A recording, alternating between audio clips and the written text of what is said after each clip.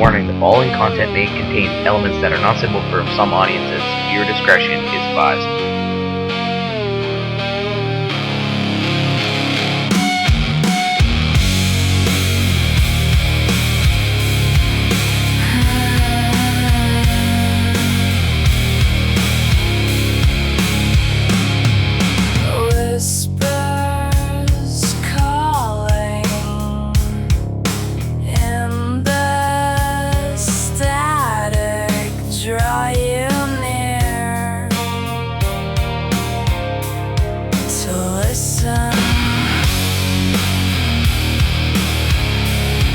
Kimiko is here to bring you fear of the unknown. So sit back, grab a snack, get your favorite drink. It's time to blow your mind. Make you think about the spooky stuff.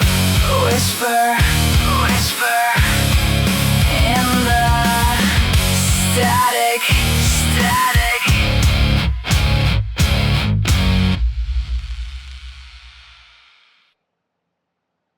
Hello, Wanderers, and welcome back to another episode of Whispers in the Static with your host, Kimiko Kusanagi. So, there are stories that are asked not to be believed.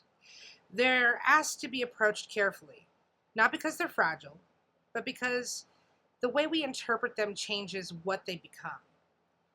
Tonight's story comes from Cherokee oral tradition, where beings exist that are not simply monsters or spirits in the way modern storytelling like to define them.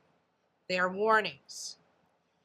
There are explanations for things that once had no other language, and sometimes they are reflections of fear itself. And tonight we're talking about raven mockers. All right, get comfy. In Cherokee tradition, the raven mockers often described as simply creatures of darkness. They are said to be spirits of those who lived long lives filled with cruelty, envy, or power taken at the expense of others. In death, they do not rest. Instead, they continue, but transformed, not in peace, but into punishment in a modern sense. But more like something that feeds on what they once ignored in life, the suffering of others. What is left behind? You know, they say that the raven mockers are not visible in the way that most beings are visible. They are not always seen. They are felt first.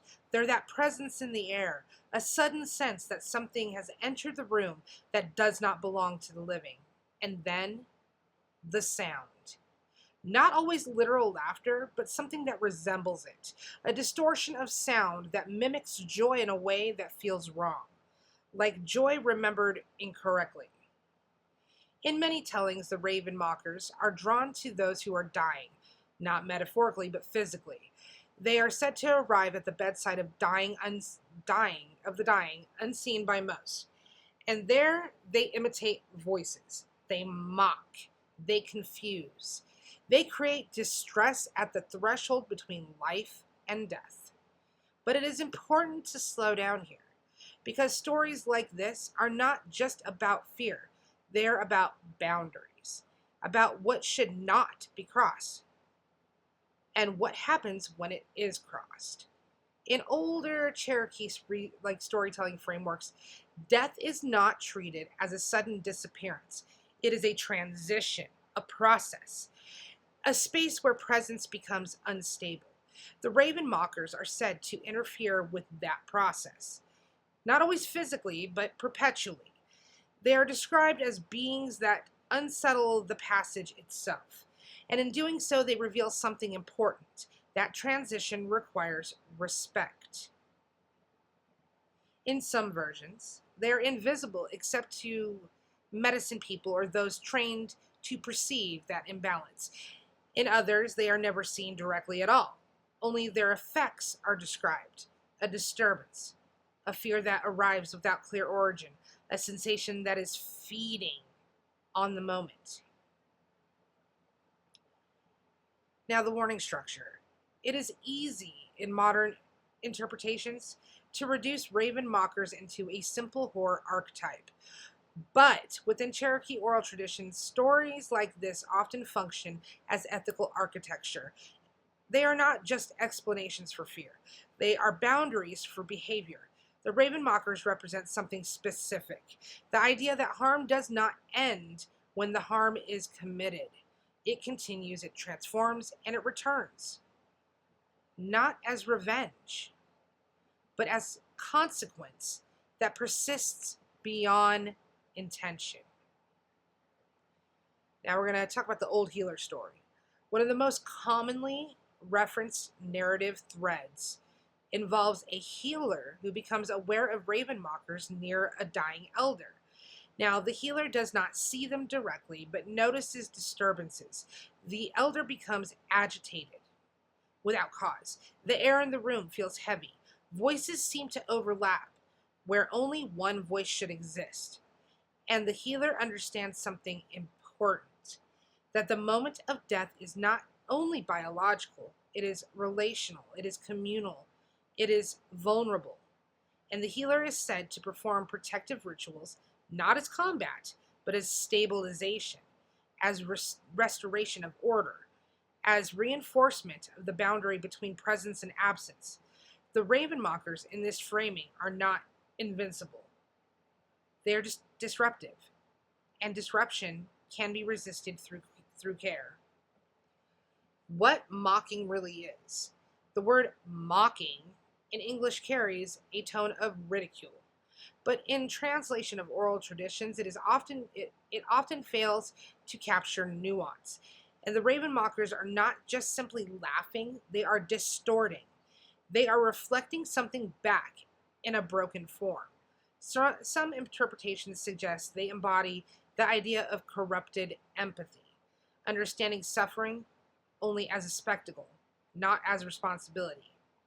And here the story begins to shift, because the raven mockers are not only about death, they are about how a life is remembered and how suffering is witnessed or ignored.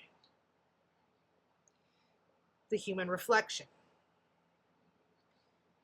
In some Cherokee interpretations shared by cultural scholars, raven mockers can also be understood metaphorically as a continuation of harmful actions beyond a person's life, not literal as spirits feeding on the dying, but as patterns of harm that persist in communities when cruelty is left unaddressed.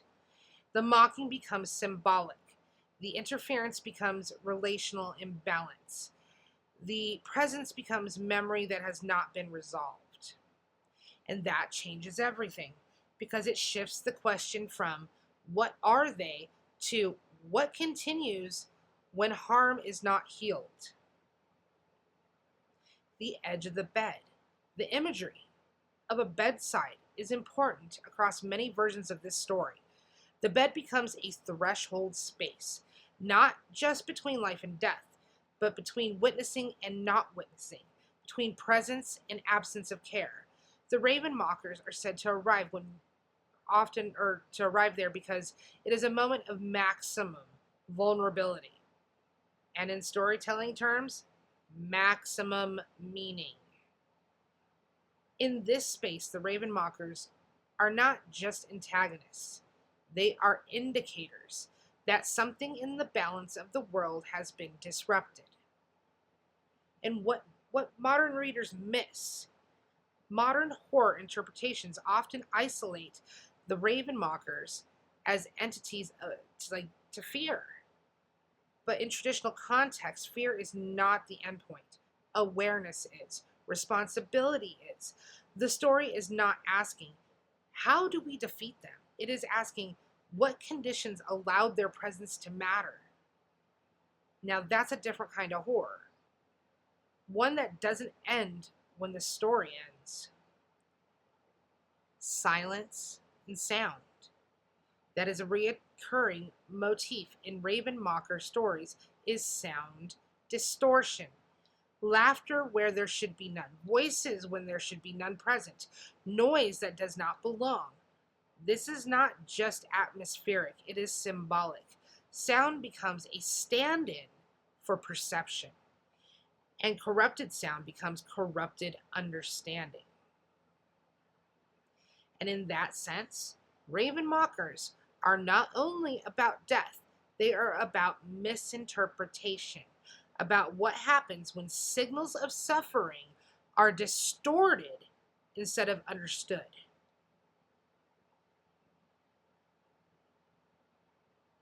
Now, these narratives are not meant to be consumed as entertainment alone. They are part of a living tradition of teaching, observation, and cultural meaning. When removed from that context, they become flattened into monsters.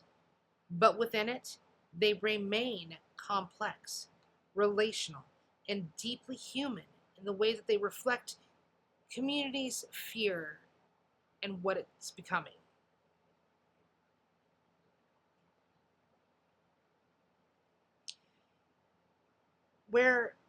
Now we're going to talk about how interpretation becomes responsibility. Because once a story like Raven Mockers leaves its original context and it begins to shift shape, not because the story changes, but because the listener does. In Cherokee oral tradition, stories often function less as entertainment and more as structure. They define relationships between people, between community, between action and consequence, between seen and unseen worlds. And the Raven Mockers exist within that structure as a warning about imbalance at the moment of transition. And not just physical death, but social and ethical traditions as well. When outside interpretations reduce Raven Mockers to simple monsters, something important is lost. The relational aspect disappears, the community-centered meaning flattens into individualized fear, but in the original context, the presence of Raven Mockers is never isolated. It is always connected to how people treat each other while they're alive. That's the part modern horror tends to forget. That the monster is often just the shadow of behavior that was already there. And what does that mockery really mean?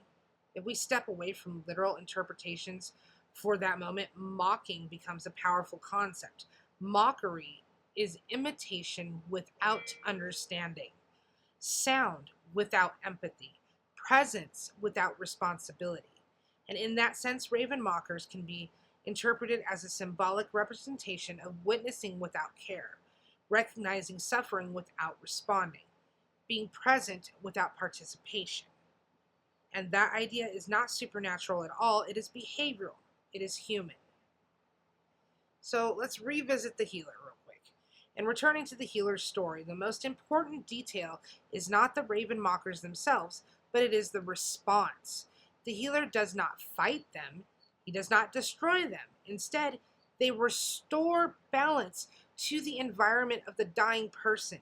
The emphasis is on care, presence, and protection of transition. This reframes the entire narrative. The goal is not elimination of a force, but maintenance of harmony. And what continues after the body? In many indigenous philosophies, death is not rupture, it is continuation. The Raven Mockers in this framework represent what threatens that continuation, the disturbance at the threshold, not only of the dying person, but to the surrounding community's responsibility to that moment. So the story isn't asking us to fear what comes after life. It is asking us to consider what we bring to it. And modern audiences often find unexpected parallels in Raven Mocker stories, like emotional detachment, institutional neglect, lack of care in vulnerable systems, witnessing suffering through distance.